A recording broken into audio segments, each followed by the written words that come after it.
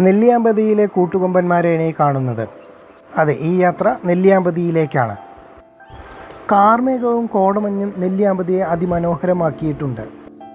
കാടിൻ്റെ ഉള്ളിലൂടെയുള്ള off road jeep സഫാരിയാണ് ഞങ്ങളുടെ ലക്ഷ്യം. നെല്ലിയാമ്പതി ടൗണിൽ ഒട്ടനവധി ജീപ്പുകൾ കിടക്കുന്നുണ്ട്. ഒരു ജീപ്പ് റെൻറ്റിനെടുത്ത് ഞങ്ങൾ യാത്ര ആരംഭിച്ചു. ആ കാണുന്ന ബിൽഡിങ്ങിൽ നിന്നുമാണ് ഫോറസ്റ്റിലേക്ക് പാസ് എടുക്കേണ്ടത്. മെയിൻ റോഡിൽ നിന്നും ഒരു 5 മിനിറ്റ് യാത്രയുണ്ട് ഇവിടേക്ക്. പാസ് എടുത്തു കഴിഞ്ഞു ഞങ്ങൾ നേരെ ഫോറസ്റ്റിൻ്റെ ഉള്ളിലേക്ക് പോവുകയാണ്. അരികിൽ ചില മരങ്ങൾ വീഴാറായതും അതുപോലെ വീണതും കിടക്കുന്നുണ്ട്. ഡ്രൈവർ നജീബ് ക ആദ്യമേ പറഞ്ഞിട്ടുണ്ട് ഇതൊരു ഓഫ് റോഡ് യാത്ര എക്സ്പീരിയൻസും അതുപോലെ 2 വ്യൂ പോയിൻറ്റും ഉള്ളിലുണ്ടെന്ന്.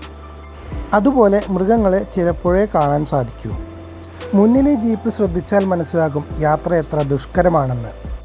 നല്ലോണം പിടിച്ചിരുന്നിട്ടും ജീപ്പിൻ്റെ പല ഭാഗത്ത് നമ്മുടെ തല തട്ടുന്നുണ്ട്. വലിയ വലിയ പാറകളാണ് ഈ കാണുന്നത്. അതിൻ്റെ മുകളിലൂടെയാണ് ഈ ജീപ്പ് പോയിക്കൊണ്ടിരിക്കുന്നത്. ജീപ്പുകൾ പോയിട്ടുള്ള വഴിയാണ് ഈ കാണുന്നത്. ഇതാണ് ഞങ്ങളുടെ ഡ്രൈവർ നജീബ്. അയാൾ ഏകദേശം 14 വർഷത്തോളമായി ഇവിടെ ജീപ്പ് ഓടിക്കുന്നു. ഇത് ആദ്യത്തെ വ്യൂ പോയിൻ്റാണ്. ഒരു 5 മിനിറ്റ് അവിടെ നിർത്തി. പുറത്തിറങ്ങിയപ്പോൾ മഴ ചാറുന്നുണ്ട്.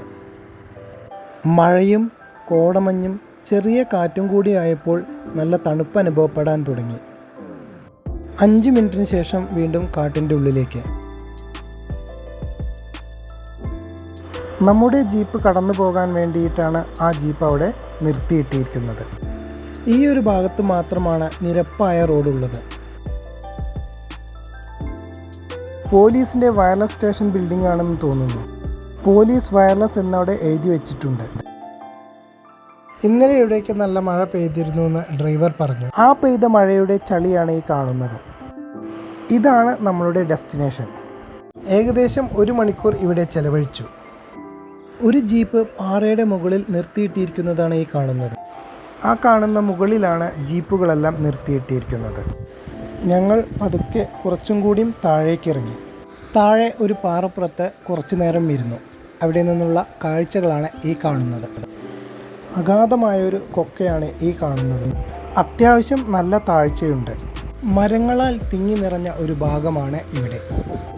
ഉഷ്ണമേഖല മഴക്കാടുകളുടെ ഭംഗിയാണ് ഈ കാണുന്നത്. പശ്ചിമഘട്ട മലനിരകളുടെ ഒരു പ്രത്യേകത കൂടിയാണ് ഈ മഴക്കാടുകൾ. കാഴ്ചകളെല്ലാം കണ്ടതിന് ശേഷം ഞങ്ങൾ ജീപ്പിലേക്ക് മടങ്ങി. കോടമഞ്ഞങ്ങനെ നിറഞ്ഞു നിൽക്കുകയാണ്. മഴയുടെ ശക്തി അല്പമായിട്ട് കൂടി വരുന്നുണ്ട്. തണുപ്പ് ഏകദേശം നമ്മുടെ ശരീരത്തെ പിടിക്കാൻ തുടങ്ങിയിട്ടുണ്ട്. ഇവിടെയുള്ള കാഴ്ചകളെല്ലാം കണ്ടതിന് ശേഷം ഞങ്ങൾ മടങ്ങുകയാണ്. വണ്ടികൾക്ക് സുഗമമായി കടന്നു പോകാൻ നിർത്തിയിരിക്കുന്നതാണ്. ഓഫ് റോഡ് ജീപ്പ് സഫാരിയുടെ യാത്ര ഏകദേശം അരമണിക്കൂർ ഒരു ഭാഗത്തേക്ക് മാത്രം ഉണ്ട്. ഓഫ് റോഡ് യാത്രയോട് താല്പര്യമുള്ളവരാണെങ്കിൽ ഒരു ഭാഗത്തേക്കുള്ള ഓഫ് റോഡ് യാത്രയുടെ ഫുൾ വീഡിയോ എൻ്റെ പ്രൊഫൈലിലുണ്ട്. താഴെ ഇറങ്ങി വണ്ടിയിലേക്ക് കയറിയതും അതിശക്തമായ മഴ പെയ്തു തുടങ്ങി. കോട കൂടി ഉണ്ടായതുകൊണ്ട് തന്നെ റോഡ് കാണാൻ കുറച്ച് ബുദ്ധിമുട്ടുണ്ടായിരുന്നു. മഴ പെയ്തതുകൊണ്ട് തന്നെ അവിടുത്തെ കാഴ്ചകൾ വേറെ രീതിയിലേക്ക് മാറിത്തുടങ്ങി. മഴ ഒന്നുകൂടി ശക്തമായി. ഇപ്പോൾ ഏകദേശ സമയം 5:45 ആയിട്ടുണ്ട്.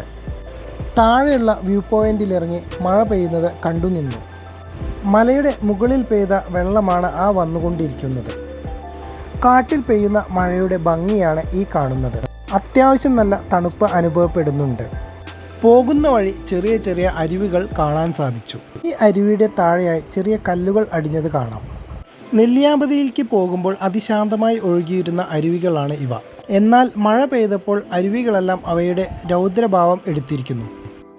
ഇതെല്ലാം കാണാനിറങ്ങി മഴ കൊണ്ട് അത്യാവശ്യം ഞങ്ങൾ നനഞ്ഞു. മലയുടെ മുകളിൽ ഇടിമിന്നലും ആ നൂലുപോലെ കാണുന്നത് ചെറിയ ചെറിയ അരുവികളുമാണ്. മഴ പെയ്തതിന് ശേഷമുള്ള കാഴ്ചയാണിത്. ഈ കുഞ്ഞരുവികളാണ് നേരത്തെ കണ്ട വലിയ അരുവികളായിട്ട് മാറുന്നത്. ഈ കാണുന്നത് പോത്തുണ്ടി ഡാമാണ്. നേരത്തെ പെയ്ത മഴയുടെ വെള്ളമാണ് ആ എത്തിക്കൊണ്ടിരിക്കുന്നത്. ആ പത പോലെ കാണുന്നതാണ് എത്തിക്കൊണ്ടിരിക്കുന്ന വെള്ളം. യാത്രകൾ തീരുന്നില്ല. പുതിയ വീഡിയോയുമായിട്ട് നമുക്ക് വീണ്ടും കാണാം.